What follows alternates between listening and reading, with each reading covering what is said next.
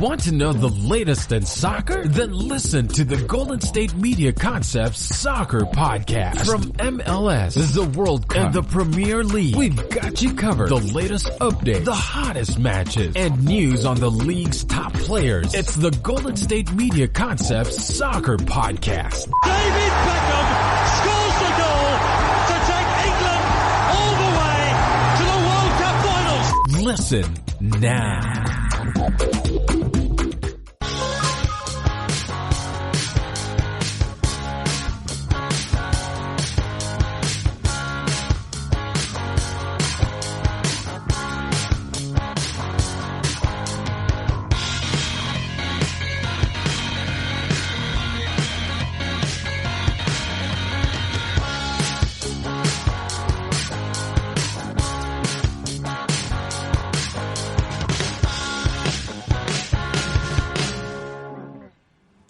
You're listening to the GSMC Soccer Podcast, brought to you by the GSMC Podcast Network. I'm your host, Sam DeCoste, coming to you from Boston, Massachusetts. Today, we're going to talk about Messi once again, because of course, Messi is the number one story in maybe world football, maybe even the world in terms of sports. We're going to discuss what the latest is surrounding his transfer saga. We're also going to talk about the latest stories in world football that are not as big as Messi, but we need to talk about considering COVID-19. More positive cases are coming out, especially out of the England squad. We'll talk about that, as well as break down the Champions League team of the season. And then stick around to the end of the show, when we will talk about the latest transfer rumors, as always, to wrap up our show as the summer dwindles to an end on August 31st. But, of course, we're going to start in England. We will discuss the Community Shield, which wrapped up in Wembley Stadium this weekend. It ended by a final score of 1-1, but Arsenal winning on penalties over Liverpool. Arsenal, the FA Cup champions a season ago. Liverpool, the Premier League champions, and they were decisive Premier League champions as well. Now, the Community Shield is known as a glorified friendly, so you take this result with a grain of salt. It's first silverware, it's before the season officially kicks off, and it's a chance for these two teams to really get their starting 11s rusts out, to get them going and to get them ready for the season and see what's working and what's not working tactically for the managers and for the players, and to test out team selection and to get some younger players playing in the game. So Liverpool were missing a few players in the game. They were missing Trent Alexander-Arnold, they were missing Alex Oxlade-Chamberlain and Jordan Henderson, their captain. So they weren't going into this game full strength. So the expectations were already lowered. Despite that, they were pretty strong.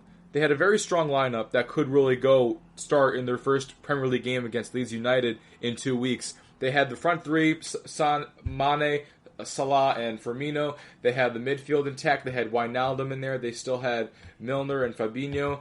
They had Van Dijk and Alisson at the back, as well as Robertson.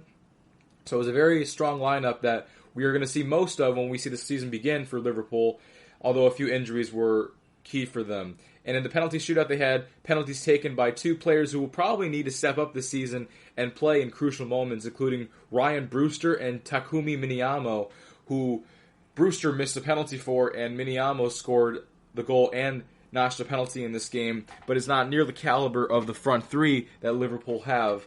So this game, in terms of entertainment, did produce. It was a very entertaining game. Arsenal and Liverpool really took it to each other. Arsenal are not the Arsenal of last year, which finished 9th in the Premier League. It's the team that finished the season stronger, the team that won the FA Cup, beating Man City and Chelsea in the process. It's a team that's really come into its own with Mikel Arteta as the manager, and it's a team that's beginning to find out who they are and learn about themselves. But we'll get back to Arsenal. What this segment is devoted to is talking about the teams that played in this Community Shield and talking about what their seasons could look like in 2020, 2021, because the season is just around the corner, kicks off in 2 weeks, even though the last season ended just about 3 weeks ago, which is unfathomable, and it's unprecedented times that we're living in, that we are having this kind of fixture congestion, and that the season is going to start and turn around this quickly. But let's talk about Liverpool, the reigning champions, the team that has won the Champions League, Premier League, and Club World Cup in the past 18 months, the team that has been tearing apart world football as of late. What is in store for them next season? Is it going to be the same old domination that they've been used to? Is it going to be the high press and the high pressure and mounting an 18-point lead on Man City again? Or is this team bound to slow down? Is this team about to have a dip in form?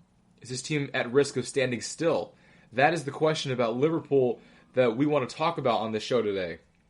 So, for the next season, Liverpool are in serious danger of taking a massive dip in form and start not winning as many games because, let's not remember, in the 2018-19 season, when Liverpool finished second by razor-thin margins to Manchester City, Liverpool had only lost one game the entire season. They suffered just one defeat, and it was to Manchester City, who won the league in the end. And then Liverpool went on this undefeated tear, and they didn't lose a game in the Premier League for 13 months. They did not lose a single match from January of 2019 to February of 2020. And I mean the very beginning of January and the very end of February.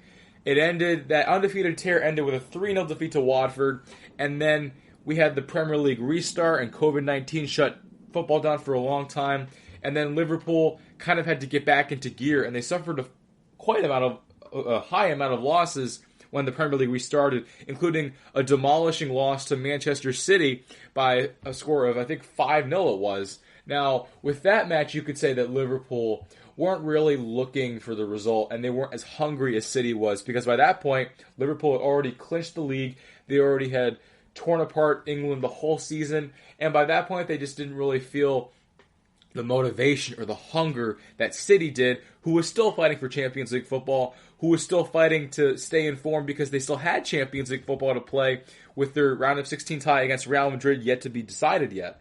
So, Liverpool, at the end of the season, you could accredit their dip in form to not as much hunger because they already had the title. Winning games was not going to do much except for make the records more impressive for them. And even then, when you have a gold medal, it doesn't really matter as much to you.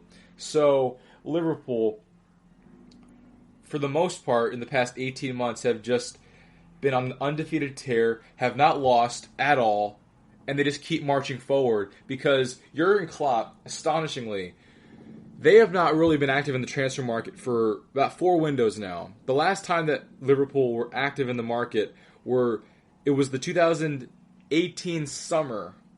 It was when they brought in Alisson and Van Dijk into the squad to formidify the team. When you had the goalkeeper in and when you had Van Dijk, to use that Coutinho money to really solidify the defense and the goalkeeping position, 2 positions which have been very poor for Liverpool in the past decade or so.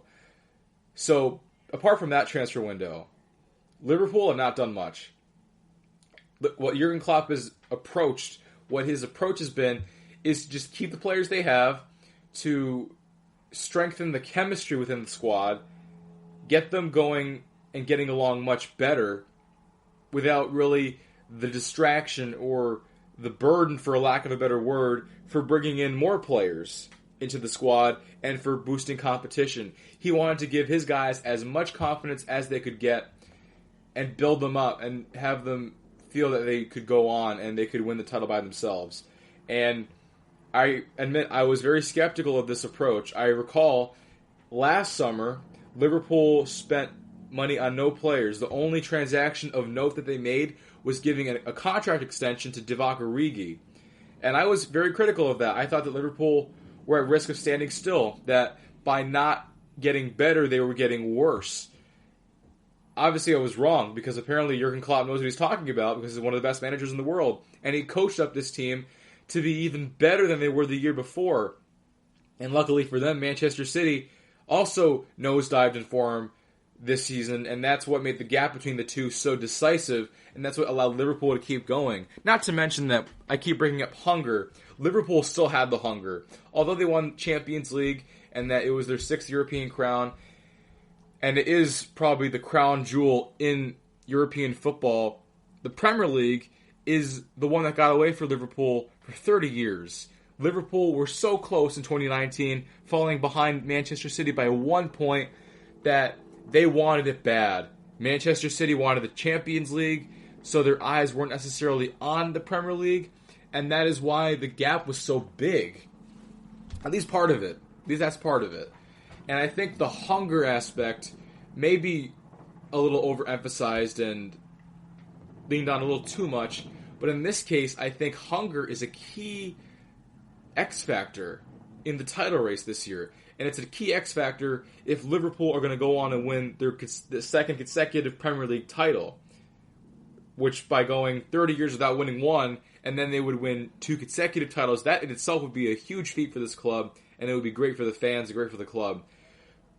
But let's talk about Liverpool's roster, because Liverpool are arguably one key injury away from crashing out and really burning up. Just think about the Champions League. Every player on that Liverpool squad is valuable, and is valued by Jurgen Klopp. Some are more indispensable than others. One is Alisson, the Brazilian goalkeeper, who is one of the most expensive goalkeepers in the world, and he has been fantastic for Liverpool ever since coming in from Roma.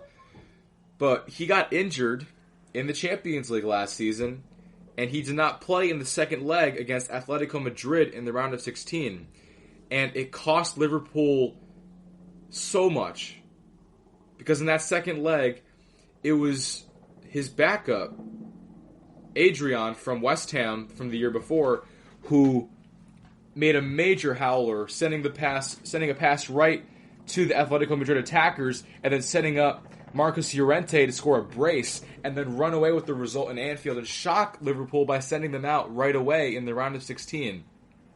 Just losing their goalkeeper cost Liverpool in the end. And that's the Liverpool that we know from 2016. The team that had Simon Mignolet in goal, that was giving it away and causing turnovers at the back and then losing easy goals when they were really outscoring their opponents so decisively that these goalkeeping errors make the differences between wins and ties and defeats.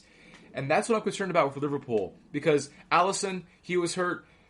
I'm not assuming Alisson's going to get hurt again. I'm not assuming that he has a injury history, But other players on this team, if they're not available, if you have Jordan Henderson miss a month, how costly would that be for Liverpool? If you miss Mohamed Salah for a month, because Mohamed Salah has been in Liverpool, he's not really missed much time, although in the Champions League in 2019, Barca played Liverpool, and Salah was absent from that second leg, but Liverpool miraculously snatched a miracle comeback of the likes we've never seen before that may never happen again for this club. So apart from that, Mohamed Salah, what if he goes out? What if Sadio Mane misses out? What if you have Van Dijk miss out? Because Van Dijk is the strongest player on this team. Center back might be the most important position for Liverpool, because Liverpool have not had much trouble in the Jurgen Klopp era attacking or creating chances. Even if you miss Salah or Mane for a bit, they will still create chances because they are very well coached, they're very explosive, and they're very clinical in front of goal.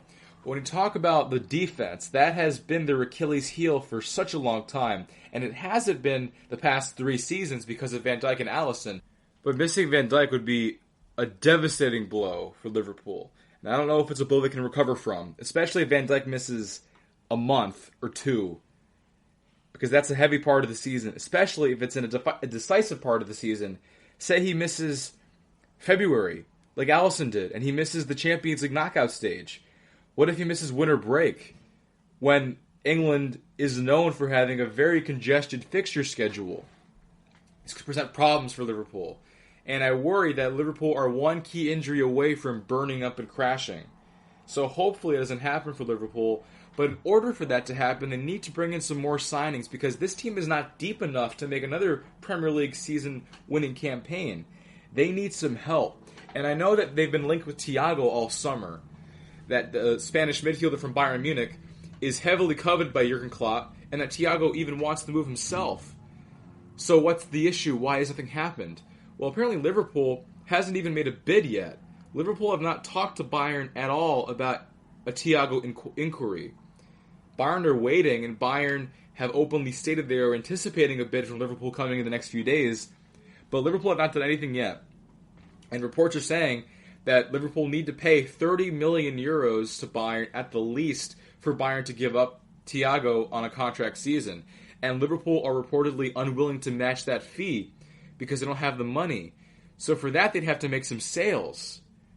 And Liverpool don't seem intent on making sales either. They've let go of some club players like Adam Lallana and Daniel Sturridge last summer. But do Liverpool have the assets, the players to sell to get that much money back in return? Because you're talking about 30 million euros. And in the summer of COVID-19, for a team like Liverpool that has so many players that are making high wages that they've spent so much transfer fees on, like Alisson and Van Dijk and Salah, then it's going to be challenging. So Liverpool have been very slow to make this transfer work. Now, if Thiago comes into the fold, then this is totally different, because then you're talking about a much more dynamic Liverpool. And even though they're an injury away from struggling maybe, Thiago is a huge upgrade on what they have in that squad already. You're talking about a midfield with Fabinho holding the fort down, Milner and Wijnaldum, who have really overperformed the past 2 years in Klopp's system, and you have Naby Keita there, who was a big money transfer from Leipzig a few years back, but has really not done anything. He scored a few goals, and he had a good campaign since the restart, but he's had injury problems, fitness problems, and productivity problems. So Thiago would step right in, slot into the starting 11, and he would make this team even more explosive than it was before, because as good as this team has been, the weak link of this team is the midfield. They lack that creative, magic type of player, that number 10 that you have in the midfield that can give those balls over to Mane and Salah, those players that can link up passes, the players that can score the goals and take the burden off the shoulders of the front three. Because if the goals aren't coming from the front three, then the goals aren't coming from anywhere on this Liverpool squad. And that's why it's so important that Thiago does get in the building. Whether or not he does this summer, I'm not sure. I know Liverpool will probably get him because Thiago's contract runs up at the end of the year. So even if Thiago stays at Bayern this season, he sees intent on a Liverpool move, and Liverpool, I'm sure, would be keen on getting a free transfer for Thiago, because I'm sure by the end of the season their interest will not have been tempered. So Thiago will be a Red at some point, but will it be sooner or later? And I'm worried for Liverpool's sake that they're going to be intent on sitting still, and they're not going to get Thiago in the building. The only signing they made this summer is a left back from Olympiacos to give competition to Andy Robertson. That's the only signing they've made in the past 2 seasons. And that's an issue. I don't think that's enough depth to give Liverpool enough strength or push to get over the line next year in the Premier League. I'm concerned for Liverpool's sake that they're one injury away from crashing and burning. And I'm also worried that they don't have a plan B in place if that happens. They need to add to the front three. What if Salah goes down? Are you going to put Origi back? You need more than Origi, because Origi may be a club legend for scoring a couple of goals in the Champions League knockouts last year, but he's not up to snuff. He's out of his depth in a starting 11 at Liverpool at this point. Liverpool do have the money. They are one of the biggest clubs in the world right now. They have won so many trophies over the past few years. Revenue is streaming in so much, so fast right now. They can afford to get players on loan or buy some backup level players to fill in for Salah or Mane, but higher level players than Origi, so that when they have a season coming, so when they have injuries in the season, that they'll be okay. Plan B is key for Liverpool because Plan A has worked for so long, but it's bound to disappoint at some time during the season. And if Liverpool starts slow next year, it could be a very tough climb to get back at the top of the table. Because Liverpool, the past 2 years, in which they finished with 98-plus points, started very fast. Man City slipped up early, losing a game to Wolves or Newcastle or Norwich. If Liverpool suffer the same feat, and if they start slow, and Manchester City pounce on that, then Liverpool could have the script flipped on them, where they could be chasing Manchester City all year long. That's certainly a palpable fate that could happen to Liverpool. And it will be difficult for Liverpool to maintain that level of winning that they've had over the past few years, because they're a results-based team that just grinds out results, and that grinded out results the past 2 seasons. But that formula will not work forever, especially if they don't bring in any new fresh blood, which they have not, besides one left back from Greece. And that relentless drive and energy to another Champions League or Premier League trophy is going to be difficult to sustain because hunger is something that not everybody has. And Liverpool, they've had hunger because they were seeking something they have not had. Now they've reached the top of the mountain. Will they be hungry to get back at the top of the mountain when they've already gotten there? That's a question that we have to figure out the answer to, that we will not know until the season begins. But before we move on to the next segment, Arsenal, give them credit. They have won 2 trophies in the last 3 weeks, which is great for this club. It's great for Mikel Arteta to give himself confidence going into next season. Because Arsenal are coming off a woeful season, finishing 9th in the Premier League. They won the FA Cup, but in the league they were just awful. Their defense was shambolic. David Luiz was the face of one of the worst defenses in Europe. And while you had Lacazette and Aubameyang scoring loads of goals, it was just a disastrous season for Arsenal. But next season could be different. They're getting younger, they're getting stronger, they're getting well coached. Mikel Arteta has gotten this team playing much better. Also, shout out to Chadwick Boseman and Aubameyang honoring Chadwick Boseman with a Wakanda Forever celebration with his opening goal in the Community Shield. This team has brought in some new talent. They have Willian, who's going to add to the attack, who's going to make it even more explosive. You have William Saliba, who is a French defender at 19 years old, coming back from a loan spell in France, and he's being touted as a promising young defender and will be counted on by Arteta during the season. And then they're going to pair Saliba with Gabriel, the prolific Brazilian young defender from Lille, who Arsenal bought for $22 million this summer. So now you're strengthening the defense. The attack is still as clinical as it has been. Arsenal are a sneaky top 4 contender, especially based on what could happen in the Europa League playoffs, because although Arsenal finished below the Europa League spots, by the virtue of their FA Cup victory, they will get a qualifying round spot, and they will have work to do, but they can still qualify for the Europa League. And if they don't, that will be a huge blessing in disguise, to be honest, because if Arsenal are going to get back to the top of the heights and get back to European football, they will want to do it by finding their footing during the season with no European football to play, with no additional burdens that you will have with Spurs and City and United, or even Leicester. Because even with Liverpool, back in 2017, in Jurgen Klopp's first full season, Liverpool finished 8th the season before and had no European football whatsoever. And that allowed them to exclusively focus on the Premier League and getting back into Champions League. And it worked. And we know what's happened to Liverpool ever since. 2 Champions League finals, 1 win, 1 Premier League victory. So it can work out for Arsenal. And if they get back in the Champions League this season, then Arsenal could see a pivotal shift in their club's history going into the next few seasons. So their defense is key. Mikel Arteta is key. But Arsenal will not be the Arsenal that we saw last year. This is a team that will be more tactically schematic. This is a team that will not let as many goals pass. And this is a team that will be as prolific going forward as they have been the past few seasons. Because you have Pepe, Aubameyang, and Willian now. It's going to be a very fun year for Arsenal. And we'll have to see what happens with them and if they contend for the top 4. Because it will be a very daunting season with all the top teams as strong as ever. That is it for this segment. Coming up after the break, it's time to revisit the transfer saga of Lionel Messi. Stay with us. Are you looking to get your college football fixed? Looking to get the latest news on your favorite school's team? The GSMC College Football Podcast is your ticket to all things college football. Join us as we talk college football from the national championship, the college rivalries, the bowl game, to the Heisman Trophy. To which conference is the best? We've got you covered for the Big Ten, SEC, Big 12, the Pac-12, ACC, and everything in between. Download the GSMC College Football Podcast on iTunes, Stitcher, SoundCloud, Google Play, or anywhere you find podcasts. Just type GSMC in the search bar.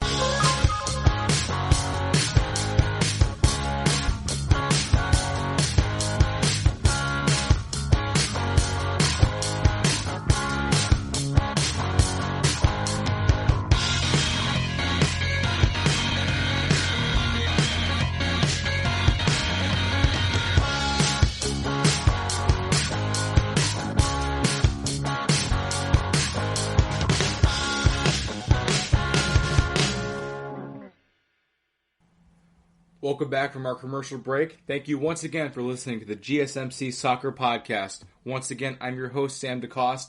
Now it's time for our next segment, and we're going to talk about Lionel Messi once again, because although we've been talking about him for so many times already on this show, and we're breaking down every little detail about this transfer saga, which is building up to be a pretty iconic telenovela special in Barcelona as of late, it's still worth talking about because this transfer saga has not gone anywhere, and until Messi gets his move, or until Messi makes his decision to stay, this saga is not going anywhere.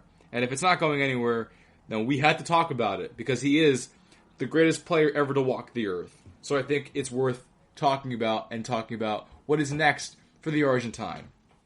So let's talk about the latest news and rumors in this saga. Messi has told Barcelona that he will not attend training on Monday. And players had to report to Barcelona today for their COVID testing, because Barca players are coming off of their very short holiday, off of a 2-week break that they've had since their 8-2 defeat to Bayern Munich in the Champions League quarterfinals. And before they had to go back to training, everyone needs to take a COVID test, make sure it's negative, and then report to training. But Messi has insisted to the club, he's told the club, that he would not report to COVID testing. And he has not reported to COVID testing. So Messi is absent from training, he is absent from testing, because Messi's decision, you could say what you want about the papers and the rumors and what's swirling around the world, that maybe this is all paper talk, it's not valid. Well, point blank, Messi did not show up. So it's positive, it's a fact, that Messi, his decision, his mindset is firm, it's irreversible, and there is nothing that this club can do to swoon him back. Messi cannot be won back at Barcelona. The damage has been done, the damage is permanent, and Messi wants out. Now, it's going to be difficult for Messi to do so, because he's still in this process of resolving a legal dispute with the club that is really the key in determining if Messi will get his move or not. Now, La Liga has actually weighed in on the Messi issue, and they've had to actually release a statement to put their stance on what's happening right now in the with Barcelona. La Liga have actually sided with Barcelona. La Liga has been forced to comment, and they confirmed that they are taking Barcelona's side in the legal wrangle with Messi, that his contract is still valid until the end of the 2020-2021 season, and the only way for him to exit is if his release clause is met, which is, again, 700 million euros under the terms of Messi's contract. Messi has been saying all along, and his legal team has been arguing, that the clause in his contract, which gives Messi the unilateral power to cancel his contract at any time at will, whenever he pleases, has expired. Because originally it would have expired at the end of the season, June 30th, when the transfer window officially opens the next day on July 1st. But COVID-19 has really made things difficult for everybody involved. On June 30th, Barca were playing La Liga football. Their season was in full swing at that point. They were still in a heated title race with Real Madrid. And they were not on holiday. And they were not in a transfer window. And their season ended on August 14th, when Bayern humiliated them in Lisbon. Messi's arguing that his clause that gives him the power to walk out would have expired at the end of the season. The real end of the season, not June 30th, because that was not the real end of the season. And that has become a key issue here for Barcelona, and it's really given them the high ground. Barca have the advantage right now in this transfer negotiation because they are sitting still. They are far from eager to sell Messi. They're far from eager to terminate his contract earlier than they would want him to. Barca are content in the situation that they're in because legally, as La Liga has stated, as their club representative has stated, they have the power to keep Messi around. And they have the power to wait for a club to come in with 700 million euros to snatch him away and then let Messi go to them. But Barca are not going to terminate the contract of Lionel Messi because that would be an all-time gaffe for world football. How do you think Joseph Bartomeu's legacy would live on if he was the president that oversaw a club that terminated Messi's contract and let him walk without any compensation for Barcelona whatsoever? It's an all-time disaster that's unfolding here, and the legal disputes with the club right now is probably going to stand in the favor of the club. It's going to be difficult for Messi and his team to argue that they have any validity. Now, you have to sympathize with Messi because he has a lot of valid points in this argument that it is true. The season is a season like no other, that COVID has made things so difficult, that COVID has extrapolated deadlines months behind, that Messi has the right, Messi has the argument that he can leave right now, that the clause is still exercisable. Although Barcelona have stood firm, and they will stand firm, so it's very difficult to see Messi getting his move this summer. I have to admit, I have advocated very much for Messi on this show in the past. I've said time and time again that Messi needs out.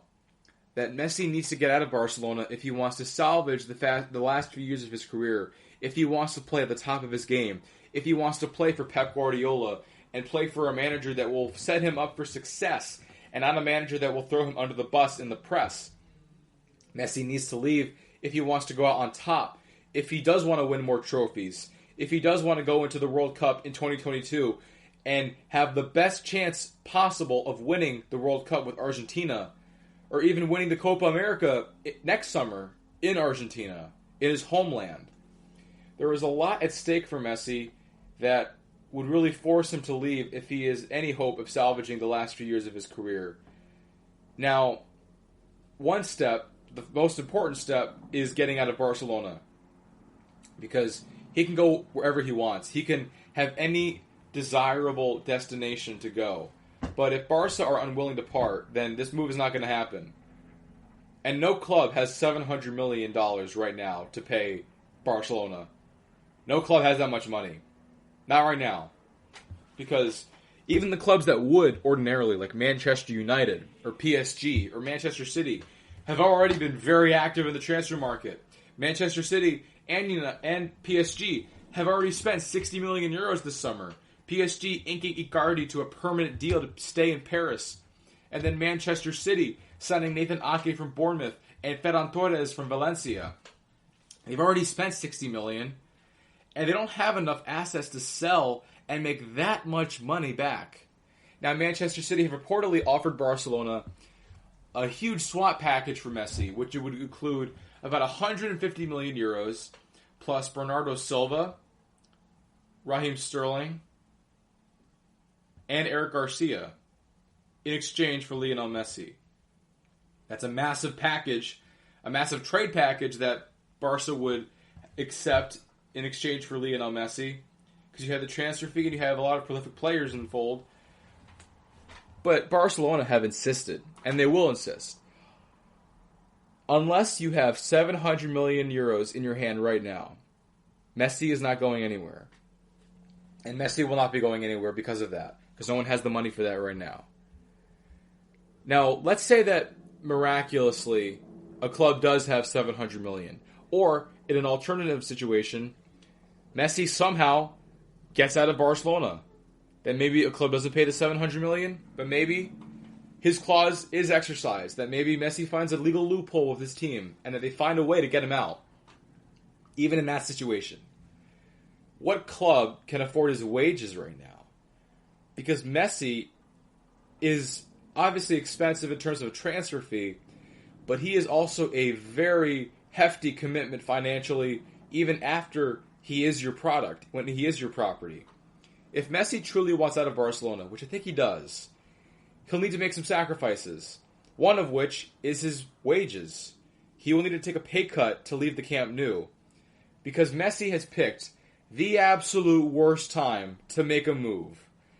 This is the summer of COVID-19. This is the summer when a Champions League final was played on August 23rd in an empty stadium in Lisbon. A year which has seen the biggest clubs in the world lose 5 to 10 million euros per game due to the lost revenue from fans not being able to attend.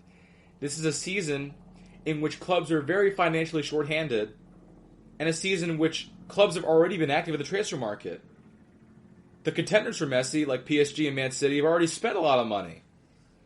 And so you're already playing with fire here. You already don't have a lot of money to play with to get Lionel Messi, even if you do want him, and even if you are inspiring and fantasizing about a possible Neymar, Mbappe, Messi trio, or fantasizing about a Pep Messi reunion in Manchester. There's a lot going on here. So, even beyond the transfer fee, if Messi wants to move, he will have to make a sacrifice, and that will be his pay. If Messi takes a pay cut, I think he has a much better chance of landing a spot in Man City or PSG, because PSG especially have a very front-heavy team. Their team is heavy with players with heavy wages. You're talking about Neymar and Mbappe are just two players that are making so much money annually. Di Maria is there as well. Icardi has just been inked to a permanent deal, and he's expensive as well. Marquinhos, Keylor Navas, the three-time Champions League winning goalkeeper. Marco Verratti. This is an expensive team. And if Messi really wants to see himself in Paris, if he wants to live out the final years of his career in Paris, if he wants a Neymar reunion, if he wants to play with Kylian Mbappe, and pass the torch, if you will, to the next great player in the world when Messi hangs up his cleats for good, Messi needs to take matters into his own hands, take a pay cut, and let Paris get him. Or if he doesn't want to go to Paris, Manchester City themselves have a heavy wage bill as well, with Sergio Aguero, Gabriel Jesus, Raheem Sterling, Kevin De Bruyne, Ederson. It's a very expensive roster that Manchester have as well. If Messi wants to go anywhere, it's going to be a club that can afford him at his price, that will be one piece away from contending, that is a team that is in contention for major European silverware, and a team with a good coach. Now, Manchester City fits the bill just perfectly, and obviously, City is the most obvious and most romantic fit for the Argentine number 10. And there are rumors circulating about this. We've heard reports that Messi has called Guardiola himself, that he's called Neymar, pitching a possible move that they could both go to Manchester City and take over England together. We've also seen Sergio Aguero change his Instagram handle. Now, I don't know how much you all read into this and social media activity, whether it's a player deleting all of their posts that have the team in it, or if it's changing their name, or if it's unfollowing the club on their Instagram.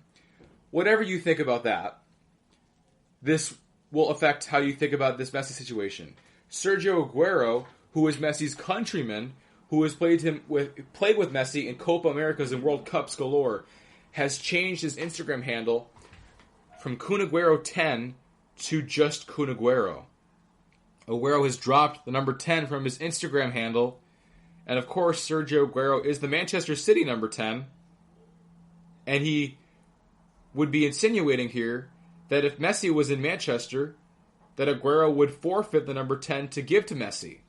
And why wouldn't he? Because there's no way Messi is going to change his number 10 to play on a different team. And obviously Sergio Aguero is a good friend of Messi, an admirer of Messi, and would do anything to get him in the building. Now, whether or not that means anything is in motion, who knows? It's unlikely, and I wouldn't read into any social media gossip in determining an opinion on if Messi is on a move to Manchester City.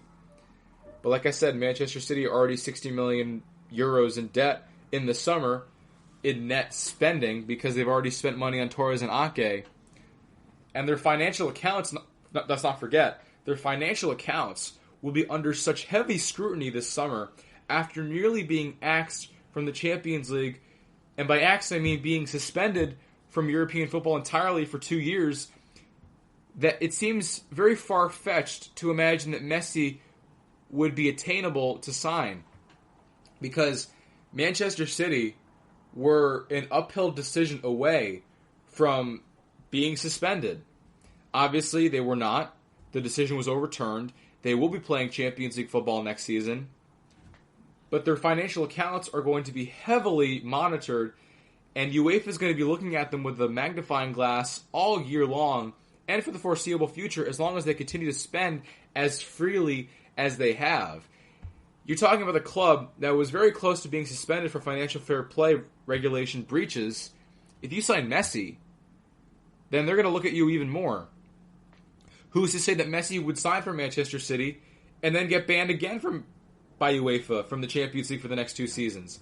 That's certainly a possibility. So it certainly is worth saying that Messi to City is an epic pipe dream at this point because of the financial ramifications, the fact that UEFA will be monitoring Manchester City up the wazoo this year, and that Barcelona, like I said before, that I will continue to go to, will not let go of Messi unless a club meets his $700 million release clause.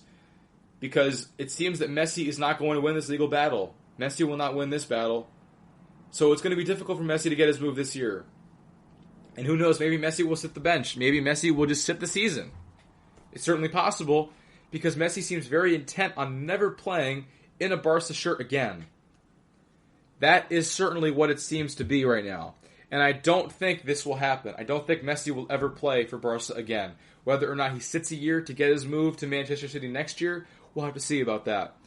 But it's going to be very hard to see Messi leaving the club this summer because Barcelona will not let him go unless they meet the release clause.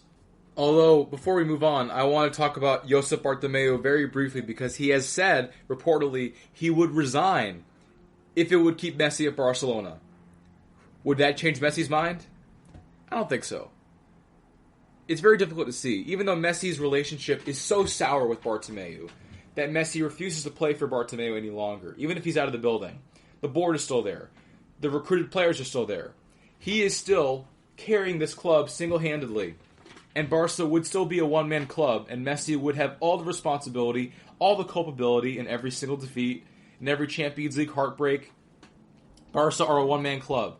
They weren't always a one-man club, but they've been a one-man club since Neymar left.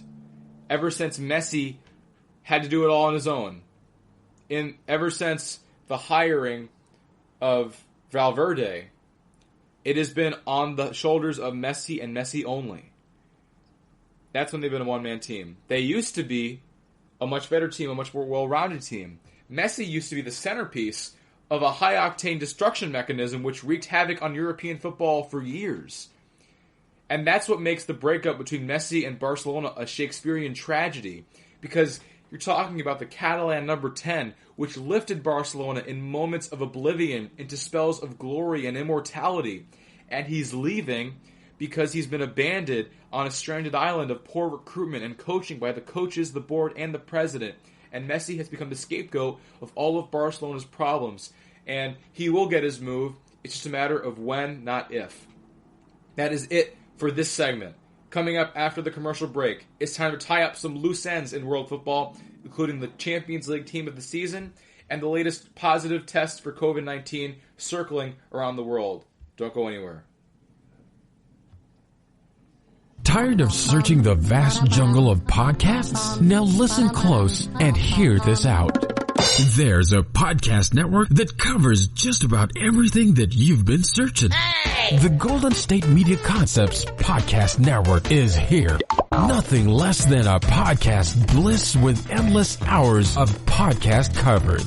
From news, sports, music, fashion, cooking, entertainment, fantasy, football, and so much more. So stop lurking around and go straight out to the Golden State Media Concepts Podcast Network. Guaranteed to fill that podcast itch. Whatever it may be. Visit us at www.gsmcpodcast.com. Follow us on Facebook and Twitter and download us on iTunes, SoundCloud, and Google Play.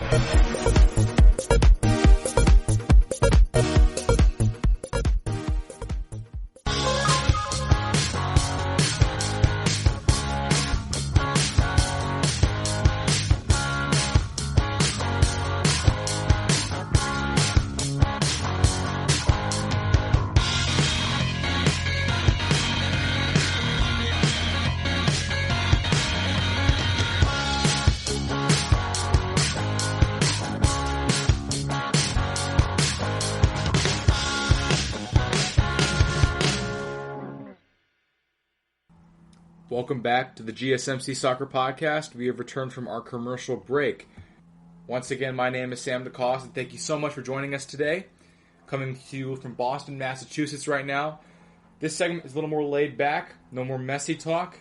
No more talk about transfers for now. Right now, I just want to talk about some of the loose ends in world football and talk about the stories that have not been talked about so much in the news, but are worth shedding light to. Because there are a few stories that have not been given too much attention in the news, and we're going to talk about them very briefly. And there's stories such as COVID-19 and who's tested positive as of late. And preview a little bit of what's to come in the international break coming up in a week from now. So, let's start with a flashback to last season. Let's start with the Champions League. Let's start with the team of the season in the Champions League from last year. So, the UEFA released their team a few days ago, and I just want to shed light on some of the noticeable players that have made the team and talk about the teams that made a deep run that have really gotten some love from UEFA this year. So, UEFA team of the season for the Champions League. Let's start with the goalkeeping position. 3 goalkeepers: Manuel Neuer from Bayern Munich, Jan Oblak from Atletico Madrid, and Anthony Lopez from Lyon. And Lyon is obviously the semifinalists, making their first trip to the semifinals in 10 years, only losing to Bayern Munich, en route beating Juventus and Manchester City. Deserved spot for Lopez for sure. Defenders: Alphonso Davies from Bayern Munich, Joshua Kimmich from Bayern Munich, Virgil van Dijk from Liverpool, Dayot Upamecano from RB Leipzig, Angelino from RB Leipzig, and David Alaba from Bayern Munich. Midfielders: Thiago from Bayern Munich, Kevin De Bruyne from Manchester City, Houssem Aouar from Lyon, Leon Goretzka from Bayern Munich, Ryan Sabitzer from RB Leipzig, Marquinhos from PSG, Alejandro Gomez from Atalanta, and Thomas Muller from Bayern Munich. And the forward line: Serge Gnabry from Bayern Munich, Robert Lewandowski from Bayern Munich, Kylian Mbappe from PSG, Neymar from PSG, Lionel Messi from Barcelona, and Raheem Sterling from Manchester City. That is the UCL team of the season. And obviously there are some notable and obvious choices. Messi. Now, noticeably, Messi is the only Barcelona player in this 11, in this UCL team of the season. Not even Ter Stegen from Barcelona has made this squad. Only Messi has made this Champions League team of the season, which obviously speaks volumes for how massive this club's fall from grace has been, that only Messi is at this level anymore. We've had players like Iniesta and Xavi and even Piqué, Ter Stegen, Suarez and Neymar having spots in this team, but now Messi is the only player of note that has done anything of significance or of consequence for Barcelona over the past year, at least in Europe's most important and significant banner competition. Now, one noticeable omission is Cristiano Ronaldo. Cristiano Ronaldo is a staple in this team. For better or for worse, you could talk about his level of play, but Ronaldo is and will be one of the greatest players ever to play the position and one of the best players ever in the Champions League. He is the all-time goal scorer for the Champions League. Even this season, although Juventus did not make it as far as they wanted to, Ronaldo had a great round of 16 against Lyon. Even though Juve crashed out in the round of 16, Ronaldo did have 2 goals in the second leg after the restart, because the first leg was all the way back in February. The second leg was in August. And Ronaldo did have a very good game, scoring 2 goals, almost willing his team over the finish line, although it wasn't quite enough for Juventus. And although Juventus had a very bad season, sacking their manager after just 1 season, signing the likes of Aaron Ramsey and Adrien Rabiot on heavy wages on free transfers, and just a failure of a season, only winning Serie A by 1 point, and crashing out at the round of 16 in Europe's most prestigious football competition, Ronaldo arguably did not deserve to be omitted. Now, you could talk about maybe UEFA last season making a special inclusion for Ronaldo after he was left out of the UEFA Team of the Year, and we know how Ronaldo feels about being omitted from anything, and who knows, maybe UEFA will cave in and put Ronaldo back in this UCL Team of the Year, but I think Ronaldo did deserve a spot in this roster. I think Ronaldo was one of the best players in Europe this season, and if anything, he played better than he should have given the supporting cast that Juventus have had this season. I think Ronaldo is still one of the best players in the world, even at age 35, he is still going strong, and he deserved a spot in this team. Now, it's tough to say that any of these players in the forwards don't deserve it, because obviously Messi deserved a spot. Neymar, maybe not Neymar, because Neymar had a very unsuccessful knockout stage. And I'm not talking about PSG failing to win the Champions League final, because they did have a good season in terms of marching to the final, taking advantage of the teams that crashed out earlier than they did.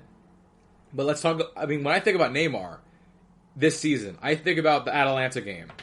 I think about Neymar missing 3 sitters by not even hitting the target, not even forcing saves from the Atalanta goalkeeper. Neymar melting down, having one of the worst games of his career. So I think for Neymar, maybe he would be the most notable, most obvious choice to substitute Ronaldo into the 11. But with Neymar, you have the high name value of Neymar. You're talking about a team that went to the Champions League final, the number 10 for Paris. It's not a surprise he's in this 11. Excuse me, not the 11, just this team. But even though Neymar had a good season with PSG, maybe he doesn't deserve this. Lewandowski is a shoo-in, though. Lewandowski has had the season of his life, and the best season that any player has had all season, at least in terms of goal scoring, with 55 goals across all competitions this year, and scoring double digits in the Champions League with much fewer games as well, with no second legs in the quarterfinals or the semifinals. And obviously Serge Gnabry also came out of his shell this year, scoring a few goals in the knockout stage as well, including 2 goals against Lyon in the semifinals. Obviously, Serge Gnabry and Lewandowski earned their spot in this roster. You also have Kylian Mbappe, who also was prolific and maybe single-handedly willed PSG over the line in that Atalanta quarterfinal. And then Raheem Sterling, also a very good season. Raheem Sterling has taken so many strides into becoming a great footballer, not just a good footballer, becoming a great finisher, becoming a great player under Pep Guardiola for Manchester City. Although, as good as a season as he had, what I will remember Raheem Sterling for this season, at least in the Champions League, especially in the bubble, is that chance he had against Lyon with the goal gaping, wide open, with a cross coming in from De Bruyne on the right side. All Sterling needs to do is tap it into an empty net, and he couldn't do it. And he skied it into the stands. That will be a defining loss, a defining miss in Sterling's career. And unfortunately, it will live on for the rest of his life. No matter what he wins the rest of his career with England or Manchester City, it will be a career-defining miss for Raheem Sterling. Now, in terms of the rest of the team, Bayern Munich has players in abundance on this team. They have Neuer at goalkeeper. They have Davies, Kimmich, and Alaba in the defense. And in the midfield, they have Muller. They have Goretzka and Thiago, not to mention Gnabry and Lewandowski. So you have 2 forwards. You have 3 midfielders, 3 defenders, and 1 goalkeeper.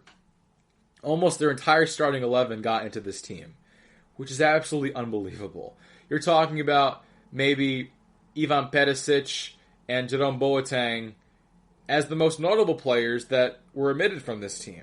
You could have put the entire Bayern starting 11 as the Champions League team of the season, because Bayern Munich were that high-powered. They were that powerful.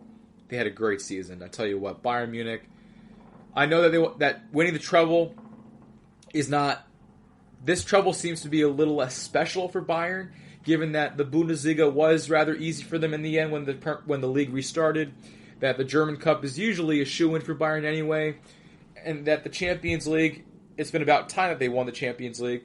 But Bayern won the league this year. They won the treble this year in such decisive fashion, by just steamrolling the entire pool of competition, by sending Barcelona into a spiraling crisis in which they've made Messi's decision to leave the number 1 soap opera in the world. Besides that, you're talking about wiping out Chelsea by scoring 7 goals on aggregate, scoring 7 goals against Spurs in the group stage in 1 game. Bayern Munich have just been on an absolute tear of the likes that we haven't seen from a club in many, many years. I mean, even Liverpool last year, winning the Champions League, were nearly as powerful as Bayern are. Being able to score goals at will, having that number 9 in the fold with Lewandowski. And Lewandowski, he is the best striker in the world. There's no doubt about that. and the season he's had, even Liverpool don't have a player like that. Even Barcelona, when they won the Champions League, they didn't have Luis Suarez playing at the level Lewandowski is right now. Even when Real Madrid won 3 on the trot and 4 in 5 years, even Karim Benzema didn't stand a chance, didn't score the goals at the likes as Lewandowski has. And even Ronaldo is a natural goal scorer, plays on the wing, at least played on the wing during those glory years at Real Madrid. Lewandowski is the face and the epitome of a high-octane goal-scoring machine that couldn't be stopped by anybody in the world. And it's a credit to Lewandowski. And really, the supporting cast was there for Lewandowski as well, because we've talked a lot about Barcelona on this show as of late, and how the supporting cast around Messi has just been below average and just so far from good enough. Bayern has been more than good enough. They have been fantastic and a great supporting cast, and very complimentary to Robert Lewandowski's game. Thomas Muller with a career resurgence and a deserved spot in the team of the season, with a career high in assists, and only the second player to get 20-plus assists in a league season this year, since Thierry Henry did it almost 2 decades ago. And with Thomas Muller, 20-plus assists in fewer games than most leagues as well. And then on the wings, you've been able to replace Frank Ribery and Ian Robin with savvy loan deals for Ivan Perisic and Philippe Coutinho, who did enough for you, at least both scoring goals against Barcelona as well. And then bringing in Leroy Sané next year is going to be scary.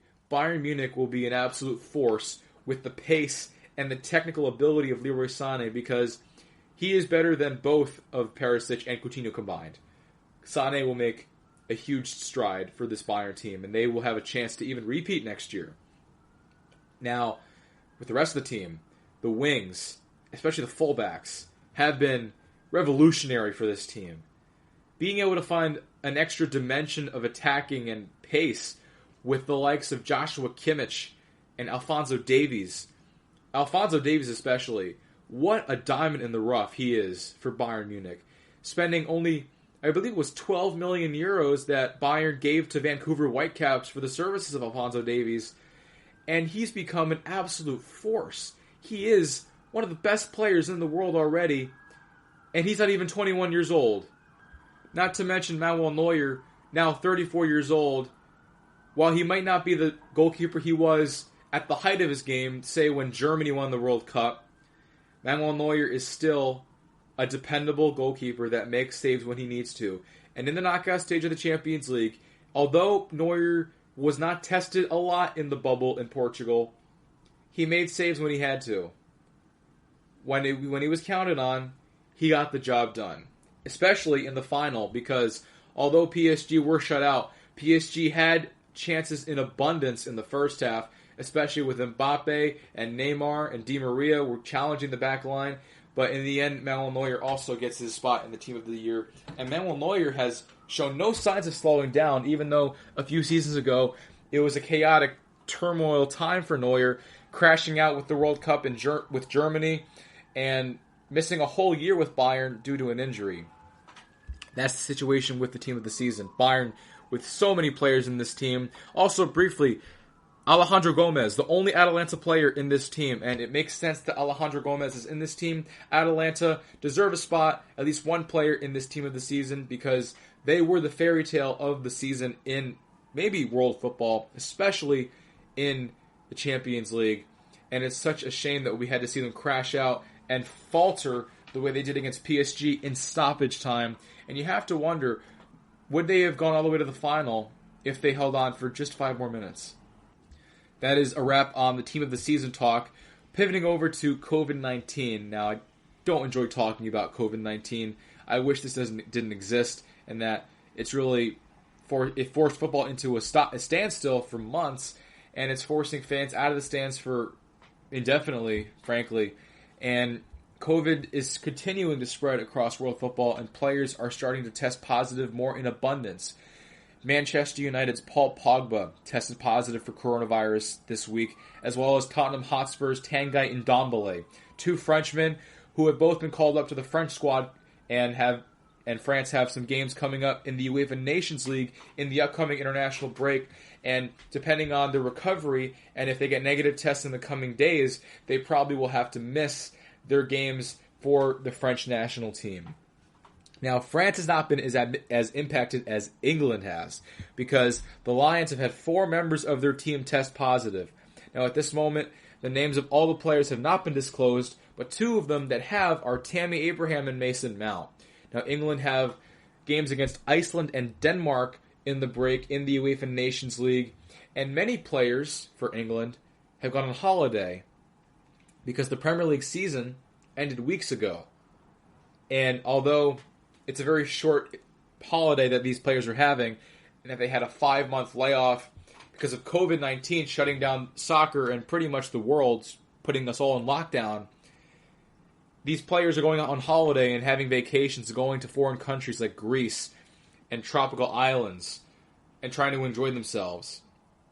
Now, I'm all for a vacation, but this is bigger than football, obviously, but I'm not sure now is the time to be taking vacations right now, because it screams of privilege that you can have players going out on vacation during a pandemic, although they want a break and they want to enjoy themselves before going back to work for another daunting season. I get that, but it puts players at risk. It puts their families at risk right now, because you have young players, Tammy Abraham and Mason Mount. They're both younger than 22 years old, and they're both just 2 English guys who just want to have fun, just guys being dudes. And obviously that's great. In any other summer, that wouldn't be an issue. But right now, it's not great to have players going out on vacation, going and traveling and going on airplanes and contaminating the virus and then spreading it to their families and then spreading it to people that may be at more risk. Not to mention that these players are now going to miss their time with the international team. They're not going to be playing for England in this international break because they've been exposed to COVID-19. So it's not only spreading the virus, it's not only hurting them, but it's even keeping them out of the English national team, which is certainly not what they want. So what I'm trying to say is, even though it's tempting to go on holiday, even if you're listening out there, if you're trying to go on vacation right now, even though it's the end of the summer, please think twice before you go and travel. And if you do travel, be uber cautious, because now is not the time to be going out in the world. Moving on, let's talk about a lighter subject. Neymar has parted with Nike after 13 years of collaboration with the sportswear product. His contract ends August 31st, and Neymar has reportedly become the subject of a bidding war between all of these new potential sponsors, including Adidas and Under Armour, but Puma have reportedly already agreed to a deal with Neymar. So effective September 1st, Neymar will be a sponsor, will be sponsored by Puma, and Neymar will be Puma's latest client in world football. Moving on, the final part of this segment will be concerning Martin Braithwaite.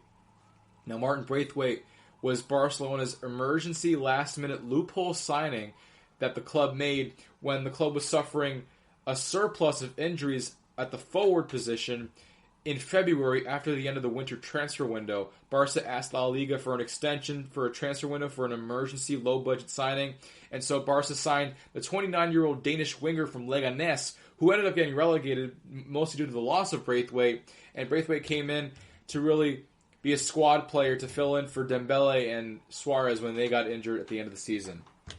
Now, reportedly, Braithwaite is becoming a priority for Ronald Koeman to give more game time to. Now, keep in mind, this is the same manager that told Suarez to take a walk and is forcing Lionel Messi out of his way of Barcelona, but he has his eyes set on Martin Braithwaite as potentially the next stud at Barcelona, at least a man that's going to take Barca into the next stage of their era of this club. Now, obviously, like I said, he was an emergency last resort loophole signing for Barca, and Braithwaite even had the audacity to ask the club for Messi's number 10, should Messi leave the club this summer. Martin Braithwaite hasn't even spent half a season at this club, and he's already asking for the club to give him the number that represented Ronaldinho and Messi in the past 2 stints of the number. He's played 11 games for Barcelona, scored 2 goals, and he has asked for the number 10, should Messi leave. And Barca gave him a response that really is probably the best thing you could say about this club in the past few months, saying that Braithwaite would leave sooner than Messi would. There's no hope for Braithwaite to get number 10. And honestly, it's a disgrace to hear that he asked. I guess shoot your shot is the way you can look at it if you're Braithwaite, but I don't think any player on Barca's team right now deserves the number 10. Not Suarez, not Griezmann, De Jong. Nobody on that team has the stature of the Messi number 10 yet. They're better off retiring it than giving it to anybody. Nonetheless, Martin Braithwaite, the 29-year-old Danish winger, who's played 11 games and scored 2 goals for the Catalonian Giants. No chance. That's it for that segment. Coming up after the break, we're going to talk about transfer rumors and talk about the latest signings and talk about the latest gossip circling around world football. Don't go anywhere. This is your ultimate stop for everything sports. The Golden State Media Concepts Sports Podcast. Should I say more? From the NFL, MLB, the NBA to MMA, it's all in here. The Golden State Media Concepts Sports Podcast. Listen now.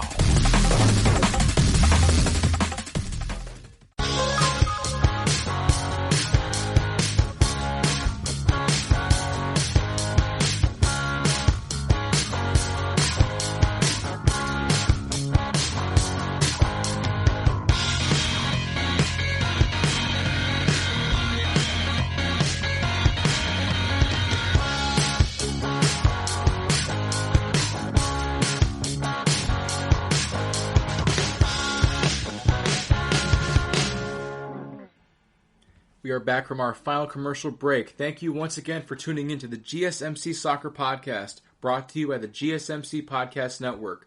Going into the final segment here in Boston, Massachusetts, let's talk about the latest transfer gossip. It's one of my favorite parts of the show. It's one of my favorite parts of the summer, talking about new players and new additions to new squads around the world for months. And even though this is normally when the transfer window would close in any other season, COVID-19 has extended the transfer window to October. So we have plenty of time to talk about even more transfer rumors. So let's get right into it. Starting with Luis Suarez. The legendary Uruguayan striker, by the day, has less of a future in the Camp Nou.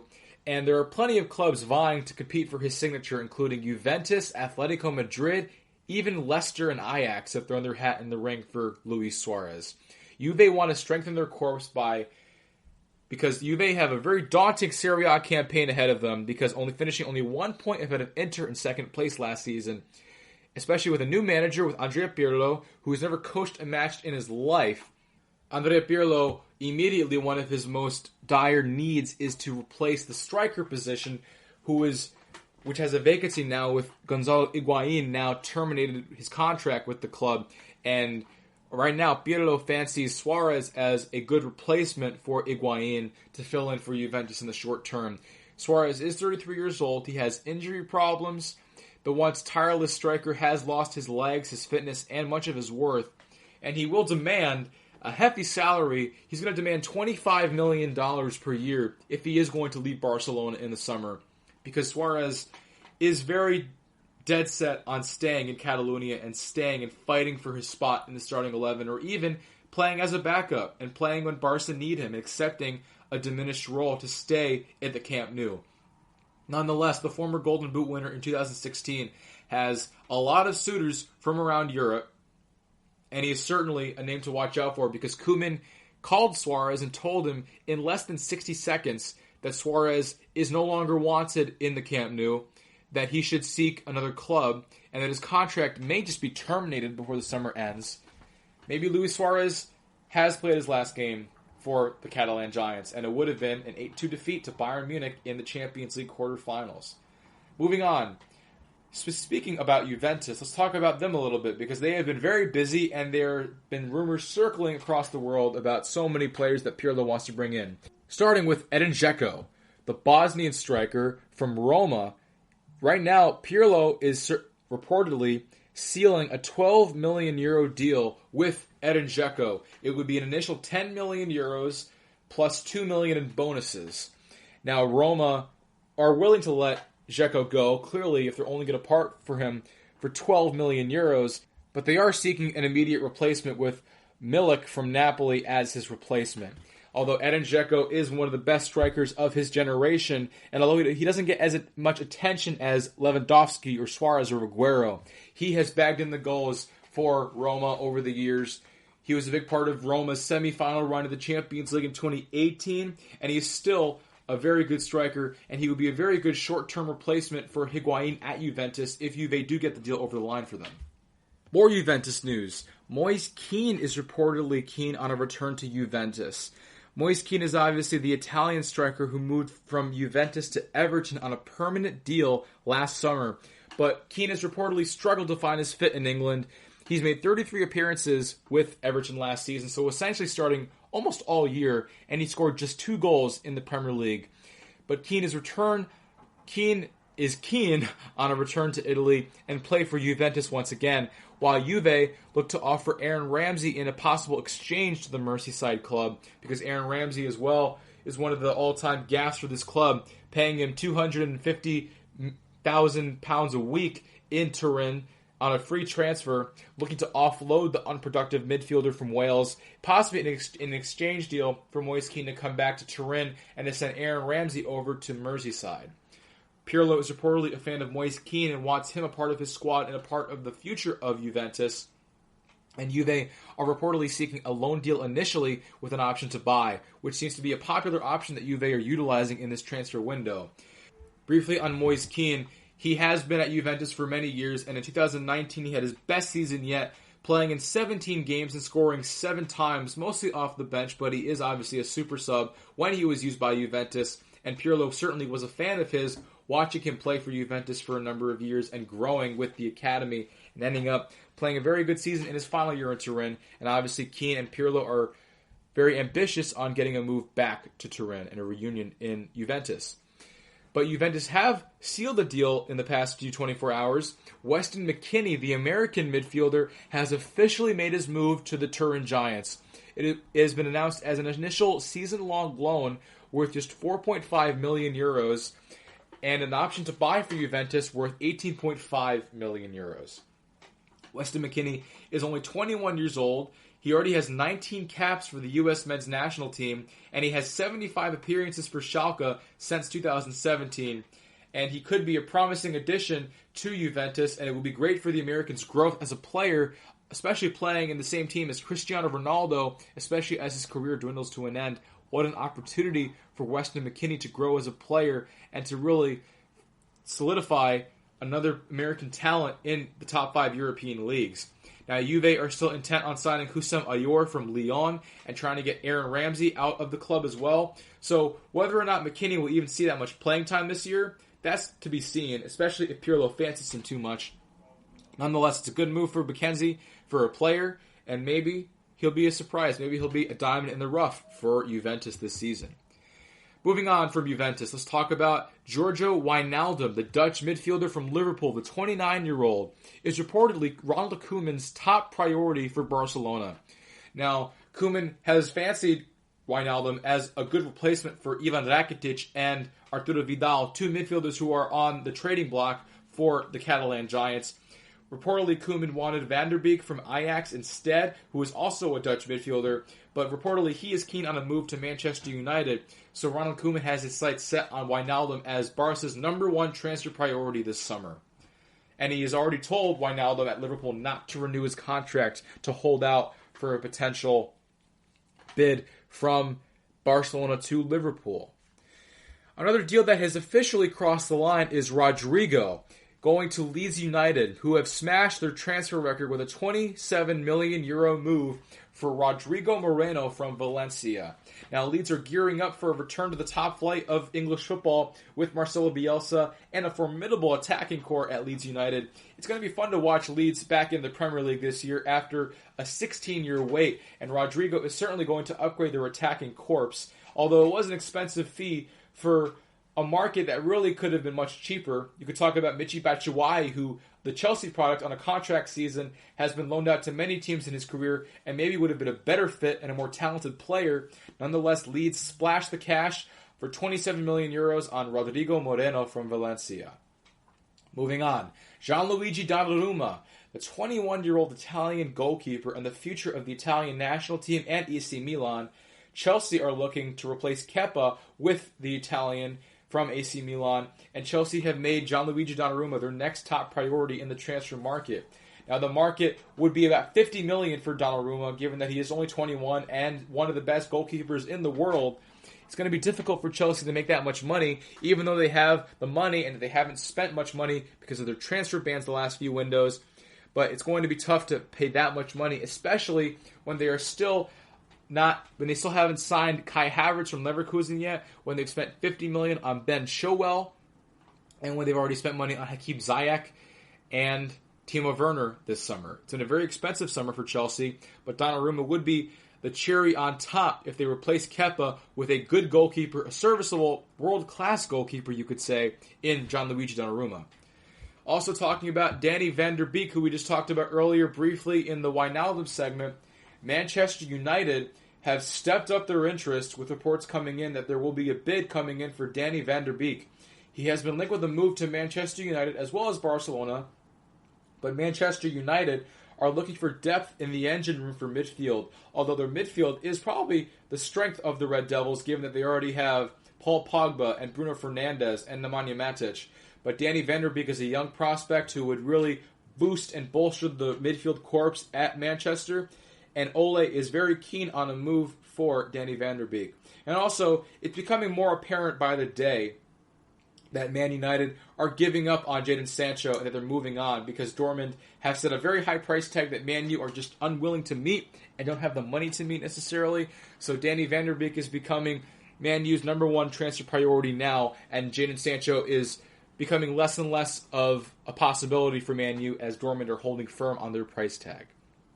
Now with Van der Beek, he's an exciting talent who held down the fort with Frankie de Jong in the midfield at Ajax, especially during their semifinal run in the Champions League a season ago, and he is still playing at the top of his game, and is a certainly promising prospect, the Dutch international from Ajax. Although fans are hesitant to believe that Man U have anything to write home about, given that they already faltered the Sancho deal, and that Sancho and Man U, reportedly for weeks, had already agreed to a transfer fee and to personal terms, to a contract, and to wages. So it's less likely, and fans are